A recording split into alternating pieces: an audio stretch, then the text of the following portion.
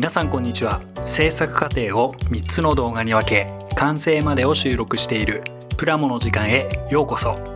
今回は不死身の6代目 M2 を作っていきます。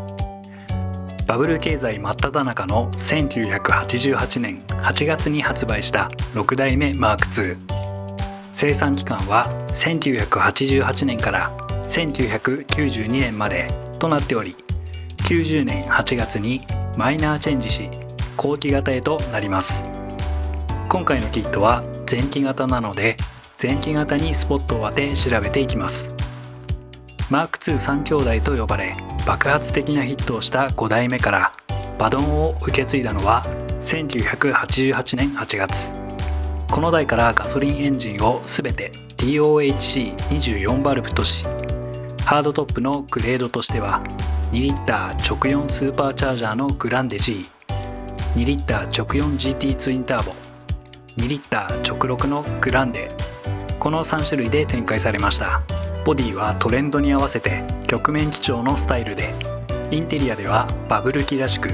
高級オーディオや格納式ヘッドレスト、オプションで液晶テレビにハンズフリータイプの自動車電話、エクステリアではオートワイパーやサイドウィンドウワイパーがオプションで装備できるなど、まさにバブル期を象徴とするような車として華々しいデビューを飾りました。90年のマイナーチェンジより直6エンジンがベースとなり、さらにパワーアップ。後期型では日産のローレルや R32GTR などを意識したとも言われているようです。1980年には年間販売台数がマーク2がカローラを抜き歴代初めての首位に立ち、販売台数は4年で84万台。クラウンより売れ、歴代マーク2の中で一番売れたのがこの6代目マーク2です。そんな81マーク2ですが、売れに売れた車ということで富士見と青島からプラモデル化されました。青島は現在でも入手可能、富士見ですと現在は廃盤となっていますが、定期的に再販はされているようで、いずれも2000円ほどで購入ができます。キットを開け仮組みをしつつ内容を見ていきますが、この富士見製のキットは足回りが前後シャフトで組み立てていくタイプなので、フロントはハンドルを切った状態で作ることはできません。パーツ点数も少なく、青島でいうスナップキットのような感覚で作ることができると感じました。仮組みもスムーズで、ホイールを前後組み込み、ボディにはウィンドウを接着しシャシーと合体、ヘッドライトなどのクリアパーツとサイドミラーを取り付けたら完成です。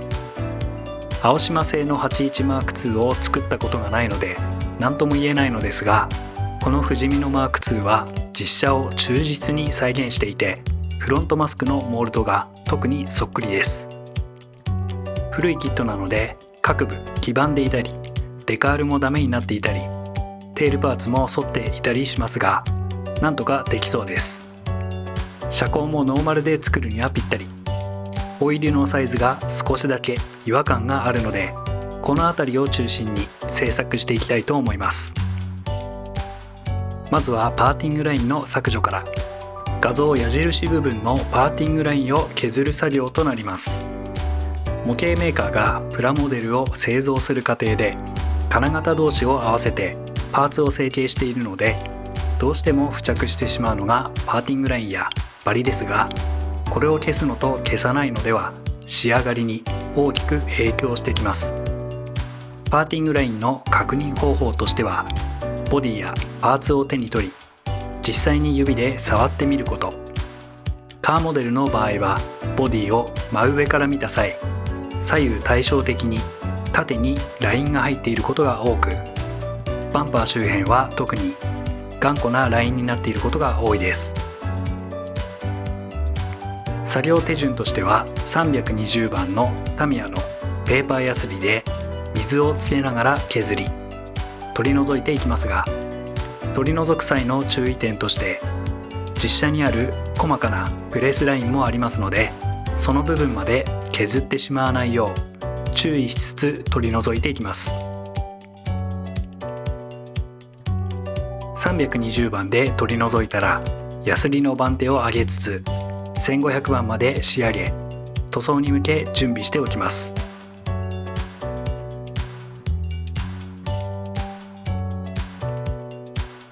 次に筋彫りを行っていきます。使用しているツールはタミヤ製の筋彫り調光ブレードで、ブレードは 0.15mm と 0.2mm を使い分けています。用途としては 0.15mm のブレードは全体的な使用、0.2mm のブレードはドアやボンネットなどの開閉パーツなどに使用しています。リアルな完成度を追求するにあたり、ボディのパーツそれぞれに対し筋を入れておかないと、塗装を重ねた時に溝が塗料で埋もれてしまい、シャープさが欠けてしまうので、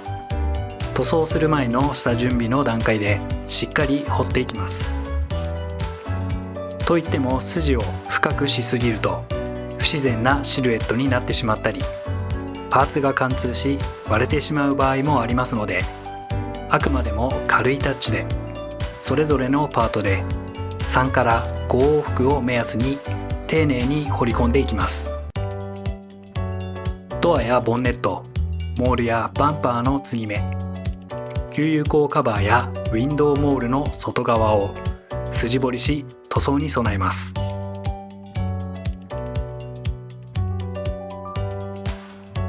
次にボディの調整と加工です。まずはマットガードやボディ全体にあるバリなどをペーパーヤスリで取り除いていきます。マットガードやサイドシル裏、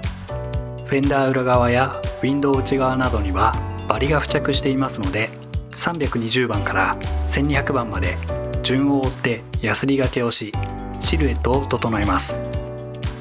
ペーパーヤスリを持ったついでに各パーツもヤスリでゲート処理を行っておきます。そしてボディ、ドアにモールドされているキーシリンダーに対し 0.8mm のピンバイスで穴を開けておきます。ここは完成直前に配給パーツのマイナスモールドを取り付けます。